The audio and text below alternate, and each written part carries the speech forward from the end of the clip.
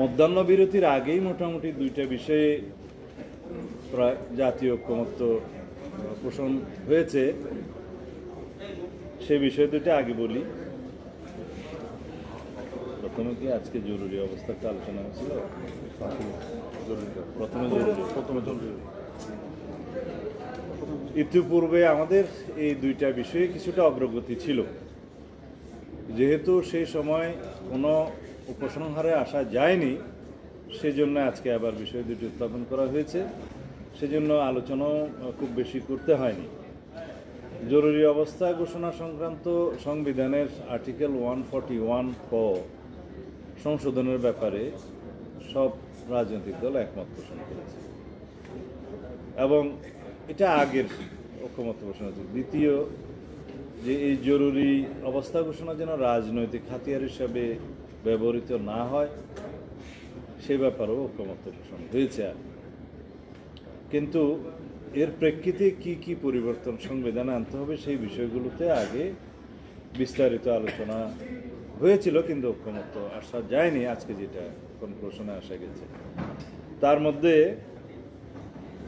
Article 141 কতে কি কি বিষয়ে জরুরি অবস্থা ঘোষণা করা যায়, তার মধ্যে যুদ্ধ, বহিরাক্রমণ, এরপরে একটা আভ্যন্তরীণ গোলযোগের কথা বলা আছে। এই আভ্যন্তরীণ গোলযোগ যেহেতু একটা ব্যাপক টার্ম, এটা অপব্যবহার হওয়ার বা করার একটা সুযোগ ছিল, সেজন্য এইটা বিলুপ্ত করে তদস্থলে কি সংযুক্ত করা যায় সেই বিষয়টা নিয়ে তখনও বিস্তারিত আলোচনা হয়েছে। আজকেও হয়ে একটা সিদ্ধান্ত আসা গেছে যে এই শব্দ দুটোর পরিবর্তে যদি এখানে রাষ্ট্রীয় স্বাধীনতা, সার্বভৌমত্ব এবং অখণ্ডতার প্রতি হুমকি, রাষ্ট্রীয় অখণ্ডতার প্রতি হুমকি বা মহামারী বা প্রাকৃতিক দুর্যোগ, এই শব্দগুলো প্রতিস্থাপনের জন্য আমারও প্রস্তাব ছিল, হাউজের অনেকেরই প্রস্তাব ছিল। তো এখানে আরও একটা শব্দ ছিল, সেটা আজকে আর আলোচনায় আসেনি। তা হলো কনস্টিটিউশনাল ক্রাইসিস যদি হয়। এটাও অ্যাগেইন এমন একটা বড় টার্ম যে সেটাকে বিভিন্নভাবে ইন্টারপ্রিট করা যেত, সেই জন্য আমরা আর ওদিকে যাইনি। তো এই শব্দগুলো প্রতিস্থাপিত হবে আভ্যন্তরীণ গোলযোগের শব্দ দুটির জায়গায়। এ বিষয়ে ঐক্যমত্য হয়েছে। দ্বিতীয় হলো যে জরুরি অবস্থা ঘোষণার সময় রাষ্ট্রপতির ক্ষমতা, তবে প্রধানমন্ত্রীর প্রতি স্বাক্ষরের বিধান আছে। এই ক্ষেত্রে শুধুমাত্র প্রধানমন্ত্রীর প্রতি স্বাক্ষরের বিধান না রেখে কমিশনের প্রস্তাব ছিল মন্ত্রিসভার অনুমোদন। তো সেই বিষয়ে আমরা ওই দিনেই একমত পোষণ করেছিলাম। আজকে এই বিষয়ে সর্বসম্মত ঐক্যমত হয়েছে। তবে এখানে একটু এডিশন এসছে অনেকের প্রস্তাবের মধ্য দিয়ে, যাতে জরুরি অবস্থা ঘোষণা সংক্রান্ত মন্ত্রিসভা বৈঠকে বিরোধী দলীয় নেতা অথবা তার অনুপস্থিতিতে বিরোধী দলীয় উপনেতা যেন অংশগ্রহণ করেন, তাকে আহ্বান জানানো হয়। তো সেটা সংযুক্ত করা হয়েছে। আর জরুরি অবস্থার সময় কি কি বিষয় জরুরি মানে অবস্থার বা জরুরি আইনের বাইরে থাকবে, সেই বিষয়ে ওই দিনেই সেটা একমত আসা গেছিল যে জীবনের অধিকার, রাইট টু লাইফ, এটা যেন প্রোটেক্টেড থাকে জরুরি আইন ঘোষণা হলে।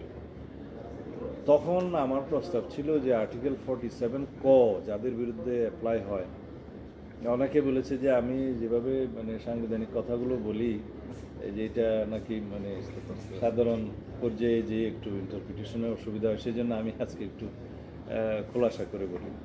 আর্টিকেল 47 কটা হচ্ছে যুদ্ধ অপরাধ, মানবতা বিরোধী অপরাধ, গণহত্যা ইত্যাদির জন্য যাদের বিরুদ্ধে অভিযোগ গঠন করা হয়েছে, বিচার হয়, তারা মৌলিক মানবিক মানে ফান্ডামেন্টাল রাইটসের কিছু কিছু বিষয় তাদের জন্য অ্যাপ্লিকেবল হয় না। তার মধ্যে আর্টিকেল 31, 35-এ যা আছে সেটা অ্যাপ্লিকেবল হয় না। এখন সেই আর্টিকেল 31, 35 বলতে গেলে অনেক লম্বা হবে। সেটা অনেকটা আপনার দণ্ডের ক্ষেত্রে আর অনেকটা হচ্ছে বিচার প্রাপ্তির ক্ষেত্রে কিছু বিধান আছে, এগুলো আপনারা দয়া করে দেখে নেবেন। তো সেগুলো যেহেতু অ্যাপ্লিকেবল হয় না, জরুরি আইন চলাকালীন সময়ে সেই সমস্ত অভিযুক্তরা যদি জরুরি আইনের সুযোগটা নিয়ে, রাইট টু লাইফের সুযোগটা নিয়ে যদি সুযোগটা নিতে না পারে, সেই জন্য আমি উপস্থাপন করেছিলাম যে এটা রেস্ট্রিক্ট করা দরকার। যাদের বিরুদ্ধে 47 অ্যাপ্লিকেবল হবে আর কি, মানে যুদ্ধ অপরাধ, মানবতা বিরোধী অপরাধ এবং গণহত্যার জন্য যারা অভিযুক্ত হবে তাদের ক্ষেত্রে। তো এখানে রাইট টু লাইফ এটা অবশ্যই প্রোটেক্টেড থাকতে হবে, সেটা আমরা সবাই ঐকমত্য পোষণ করেছি। আর একটা বিষয় ঐকমত্য কমিশনের প্রস্তাবে এসছে যে বিচার ও দণ্ড সম্পর্কে বিদ্যমান সংবিধানের 35 অনুচ্ছেদে বর্ণিত মৌলিক অধিকারসমূহ যেন খর্ব করা না হয়। এখানে আমি ক্লিয়ারলি বলেছিলাম যে বর্তমান সংবিধানেও আর্টিকেল 36 to 42 মানে অ্যাকসেপ্টিং 41 এগুলোর ক্ষেত্রে জরুরি আইন প্রযোজ্য হয় না, জরুরি অবস্থা প্রযোজ্য হয় না। এখানে 41 হচ্ছে ওই ধর্ম পালনের অধিকার, প্রিচিংয়ের অধিকার ইত্যাদি, এটা কখনো এই জরুরি আইনের আওতায় আসে না, এটা আর্টিকেল 41। একইভাবে 35ও ওখানে উল্লেখ করা নাই। তা আমার যুক্তি ছিল যে এটা অলরেডি বাইরে আছে, জরুরি আইনের বিধানের বাইরে, সেটা আবার এখানে পুনরুল্লেখের আসলে দরকার ছিল না। তো সেটা হচ্ছে বিভিন্ন আদালতের ট্রাইব্যুনালে মামলা করার অধিকার জনগণের থাকবে এবং নিজের বিরুদ্ধে নিজে সাক্ষী দিতে পারবে না, এরকম অধিকার আছে। আরেকটা বিষয় ওই দিন আলাপে এসেছিল, সেটা হচ্ছে কারো বিরুদ্ধে লাঞ্ছনামূলক, নির্যাতনমূলক, নিবর্তনমূলক কোনো আচরণ করা যাবে না। ওই বিধানটা আসলে আর্টিকেল 35-এর সাবসেকশন 5-এ উল্লেখ আছে, তারপরেও সেদিন সেটা উল্লেখ করেছিল। তা আমরা সেটা দ্বিমত তখন পোষণ করিনি, এই জন্যে যে জনগণ আসলে জানতে চায় যে তার কি কি অধিকার প্রোটেক্টেড থাকবে জরুরি আইন ঘোষণা হলেও, জরুরি অবস্থা ঘোষণা হলেও। সেই জন্য সেই সময় আমি খুব একটা এটা নিয়ে আপত্তি তুলে নেই, বিকজ এটা অলরেডি প্রোটেক্টেড আছে। তারপরেও 18 করতে চাইলে কোনো অসুবিধা ছিল না, কিন্তু আজকে যখন পুরো 35 আর্টিকেলে উল্লেখ করলো তখন বললাম যে এটা তো অলরেডি জরুরি অবস্থা ঘোষণা করলে আর্টিকেল 35 ওর ভিতরে পড়েই না। তারপরেও যেহেতু সবাই বিবেচনা করেন যে তারপরেও উল্লেখ থাকতে হবে, থাকুক, সেই হিসাবে রাখা। এই হচ্ছে জরুরি আইন সম্পর্কে আজকের ঐকমত্য। আর প্রধান বিচারপতি নিয়োগ সংক্রান্ত আপনারা জানেন এর আগেও 1-2 দিন আলোচনা হয়েছে। হাউজে সবাই একমত যে রাষ্ট্রপতির যে সীমাহীন ক্ষমতা প্রধান বিচারপতি নিয়োগের ক্ষেত্রে এখন আছে আর্টিকেল 95-এ, যে বাংলাদেশের যে কোনো নাগরিককে প্রধান বিচারপতি হিসেবে নিয়োগ দেওয়া যায় যদি তার প্রধান বিচারপতি হওয়ার জন্য যে অন্যান্য যোগ্যতা আছে সেগুলো থাকে। সেখানে হাইকোর্ট ডিভিশন বা আপিলেট ডিভিশন বা অন্য কোনো ক্রাইটেরিয়া ওখানে কোনো কিছু উল্লেখ করা নাই। তো সেই জন্য সেটা আমাদেরই প্রস্তাব ছিল যে রাষ্ট্রপতিকে এখানে চিফ জাস্টিস নিয়োগের ক্ষেত্রে যেহেতু তিনি স্বাধীন সাংবিধানিকভাবে, সেই ক্ষেত্রে চিফ জাস্টিস নিয়োগের ক্ষেত্রে আপিল বিভাগের বিচারপতিদের মধ্য থেকে নিয়োগের জন্য আমরা বাধ্যবাধকতা রাখি। এবং আপিল বিভাগের আমাদের দলীয় অবস্থান ছিল জ্যেষ্ঠতম 3 জনের মধ্য থেকে যেন করা হয়। পরে হাউজে আলোচনার পরে আমরা একটা জায়গায় এসেছিলাম যে সিনিয়র মোস্ট 2 জনের মধ্য থেকে যেন রাষ্ট্রপতি চিফ জাস্টিস নিয়োগ করেন। তো সেই ক্ষেত্রে কোনো কোনো দল আপত্তি জানিয়ে বলেছে এবং কমিশনের প্রস্তাব ছিল যেন সিনিয়র মোস্ট জ্যেষ্ঠতম যিনি হবেন একজন তাকেই যেন করা। তো এখানে আমাদের কিছু অবজারভেশন ছিল যে আমাদের অতীত অভিজ্ঞতা বলে যে সিনিয়র মোস্ট যিনি হলেন তিনি অত্যন্ত বিতর্কিত বা দুর্নীতিগ্রস্ত বা এরকম অনেক বিচারপতি আমরা দেখেছি যে দেশে থাকতে পারে নাই বা অনেক এলিগেশন হয়েছে, কনভিক্টেড হয়েছে, বিভিন্ন আপত্তি আছে। তো সেই জন্য একটা বিধান ওখানে করা যে আর্টিকেল 96 অনুসারে যাদের বিরুদ্ধে সুপ্রিম জুডিশিয়াল কাউন্সিল বিভিন্ন রকমের অভিযোগ আছে এবং সেটা তদন্তাধীন, তারা বাদ যাবে। এবং সর্বজ্যেষ্ঠ 2 জনের মধ্যে থেকে হলে একটা অপশন থাকবে যে কোনো কারণে যদি 1 নম্বর ব্যক্তি বা সিনিয়র মোস্টের বিরুদ্ধে কোনো রকমের কোনো অবজারভেশন থাকে, এটা ইন প্র্যাকটিস দেখা যায়, তখন যাতে অ্যাটলিস্ট আরেকটা অপশন থাকে।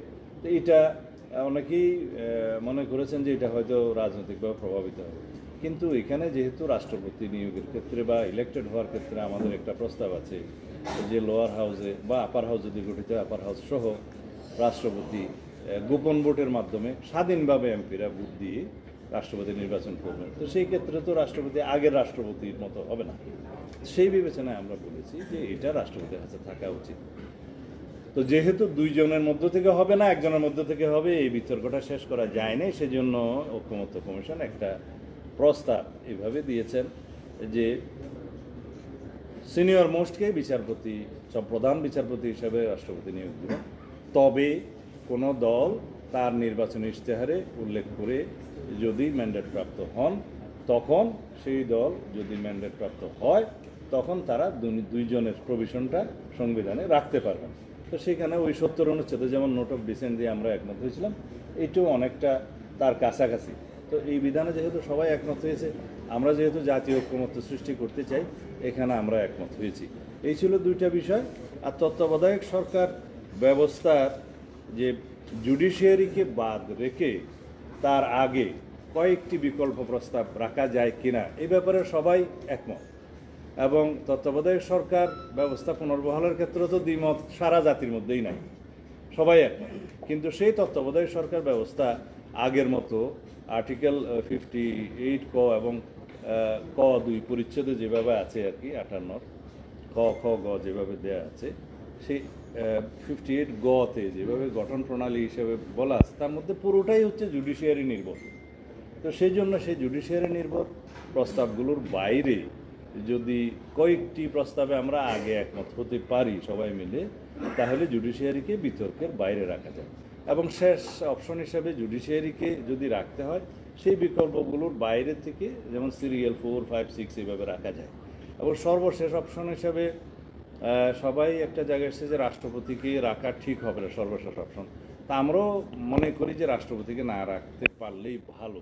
তারপরে যদি ঐক্যমত্যে আসা না যায়, সেই ক্ষেত্রে একদম লাস্ট অপশন হিসেবে রাখা যায় একটা ইনস্টিটিউশনকে, যদি কোনো কিছু নির্ধারিত না হতে পারে।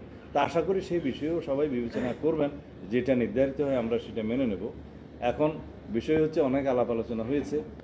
আমরা আমাদের পক্ষ থেকে যেটা বলেছি যে রাষ্ট্রপতি সংসদ বিলুপ্ত হওয়ার, যদি সাধারণ নিয়মে বিলুপ্ত হয় মেয়াদ শেষান্তে, তার 30 দিনের আগে এই উদ্যোগ নেবেন যে সংসদে প্রতিনিধিত্বশীল প্রধান রাজনৈতিক দলসমূহের সাথে আলোচনা করে, যদি সেই আলোচনার ভিত্তিতে কোনো প্রধান উপদেষ্টা, বাংলাদেশের নাগরিক যিনি এই অনুচ্ছেদ অনুসারে উপযুক্ত উপদেষ্টা হওয়ার, প্রধান উপদেষ্টা হওয়ার, তাদের মধ্য থেকে একজনকে প্রধান উপদেষ্টা করবেন।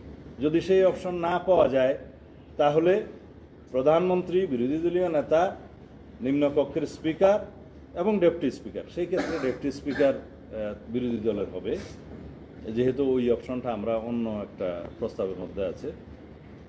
সেই 4 জনের সমন্বয়ে গঠিত হবে এবং এটা সভাপতিত্ব রাষ্ট্রপতিও করতে পারে, স্পিকারও করতে পারে। রাষ্ট্রপতি সভাপতিত্ব করলে সেখানে রাষ্ট্রপতির ভোটিং পাওয়ার থাকবে, আর স্পিকার করলে স্পিকারের ভোটিং পাওয়ার থাকবে 4 জন। কিন্তু রাষ্ট্রপতি সভাপতিত্ব করলে শুধু শুনানি করবে, রাষ্ট্রপতির কোনো ভোট প্রয়োগ করতে পারবে না। এই 4 জন মিলে যদি তত্ত্বাবধায়ক সরকারের প্রধান উপদেষ্টা ঠিক করতে পারেন, তাহলে সে এখানেই এটা সমাপ্ত হবে। আর যদি সেটা না হয়, তাহলে 3 নম্বর প্রস্তাব হিসেবে প্রধানমন্ত্রী, বিরোধী দলীয় নেতা, নিম্নকক্ষের স্পিকার এবং ডেপুটি স্পিকার, অবশ্যই অপোজিশন থেকে যিনি হবেন, এই 4 জন, তার সাথে সংসদে প্রতিনিধি। Immigration to Canada. We provide the best quality service and solution for Canada immigration. Please visit our website and contact for details.